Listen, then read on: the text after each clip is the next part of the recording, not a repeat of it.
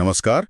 आज हम रामायण के एक ऐसे किरदार की कहानी में उतर रहे हैं जिनकी बहादुरी और वफादारी की मिसाल दी जाती है, जटायु।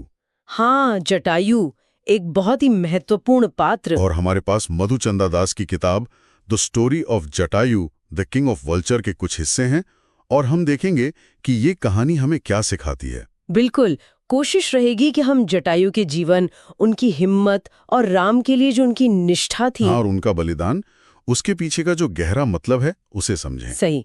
तो शुरू करते हैं। जटायु थे कौन, मतलब उनका परिचय अगर दें तो? हाँ, तो जटायु जैसा कि कहा जाता है गिद्धों के राजा थे।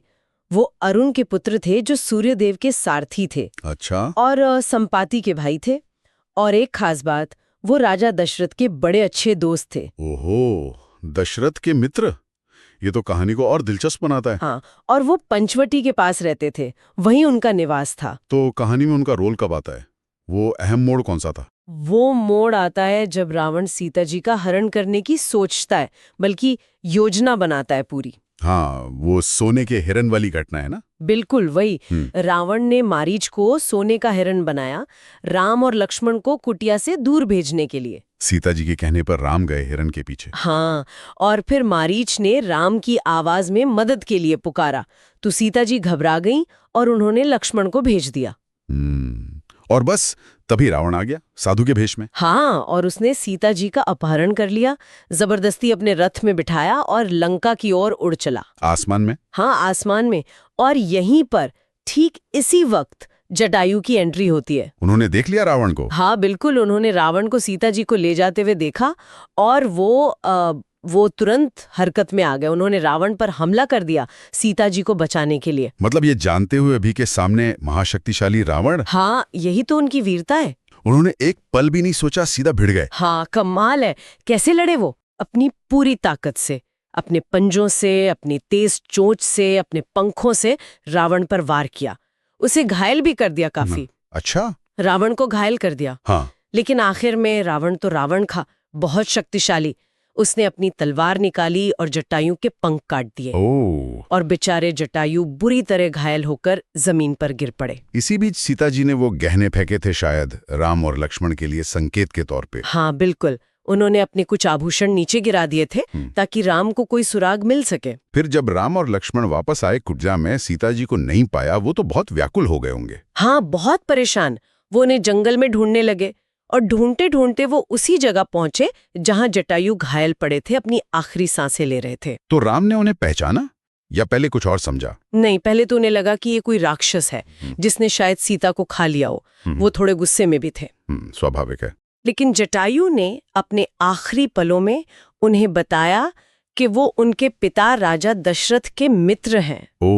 और उन्होंने पूरी घटना बताई, कैसे रावण सीता जी को ले गया है और किस दिशा में गया है, दक्षिण दिशा में। ये जानकारी तो बहुत अहम थी राम के लिए। हाँ, बहुत। और फिर जो हुआ वो दिल को छू जाता है। जटायु ने राम की गोद में ही अपने प्राण त्याग दिए। और राम का व्यवहार कैसा था तब? राम बहुत दुखी हुए, बहुत ज्यादा।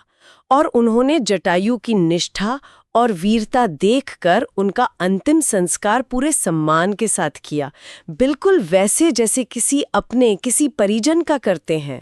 एक पक्षी का अंतिम संस्कार पूरे राजकीय सम्मान के साथ। हाँ बिल्कुल, ये एक असाधारण सम्मान था जो राम ने जटायु को दिया। कहते हैं इसी वजह से जटायु को मोक्ष प्राप्त हुआ, वो सीधे विष्णु लोक गए। वाह, ये कहानी तो कई सारी बातें सिखाती है। बिल्कुल।